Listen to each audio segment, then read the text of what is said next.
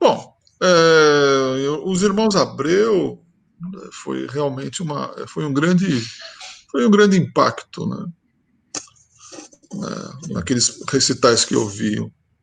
O primeiro foi em Porto Alegre, em 1972. Mas esse primeiro recital, antes disso, né, o Tá. primeiro disco que eu comprei foi o disco dos Irmãos Abreu, o primeiro disco dos Irmãos Abreu. Não é? Uhum, uhum. Então, era assim, quando a gente comprava um disco, a gente ouvia esse disco muitas vezes, mas assim, não é hoje em dia que você chega perto do botão, Julian Brim tocando Bagatelas do alto, vai lá, dá uma ouvida, uma ouvidinha, legal, bacana, vou ver do outro, papapá. Mas nosso tipo de audição naquela época, não vou dizer se é melhor ou se é pior, mas era assim, a gente comprava o disco e ficava ouvindo o disco muitas vezes, muitas e muitas vezes. Tanto é que Até passava por aquilo cassete. entrar no cérebro. Ah, né, e aí é assim, eu sei exatamente hoje em dia, né, esse primeiro disco, os andamentos, o timbre, a interpretação, aquele negócio todo. Né? A gente fazia isso.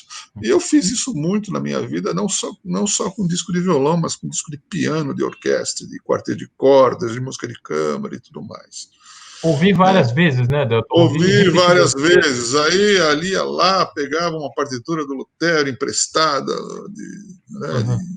aí ia lá Ferrolo com a minha, com a Ana Laura, que a gente estudava percepção juntos lá, pegava a partitura de piano lá das coisas de Brahms e ouvia com a partitura e tal. Então eu fui desenvolvendo esse hábito, e esse hábito foi assim o que me o que me ajudou numa grande parte da minha vida que eu não tive professor.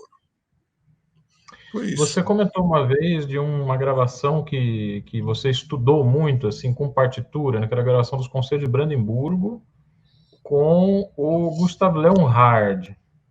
Ah, isso sim. Isso foi uma coisa que mudou muito a minha cabeça em relação à interpretação. Uhum. Porque o que a gente tinha era assim, bom, toque o mais perfeito que você pode tocar, não é? E seja criativo e acabou. Não, é? Uhum. Não quero desmerecer os meus mestres porque eles foram decisivos na minha vida. O Carlevaro, o Henrique, o Claro. Sant'Orsola, entende?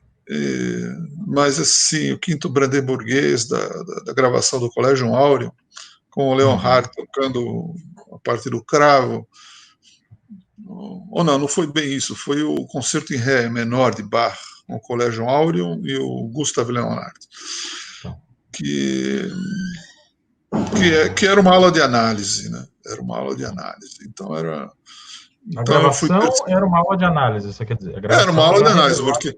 porque você percebia a separação dos motivos e os impulsos que cada motivo com que cada motivo era tratado. Era mais ou menos assim.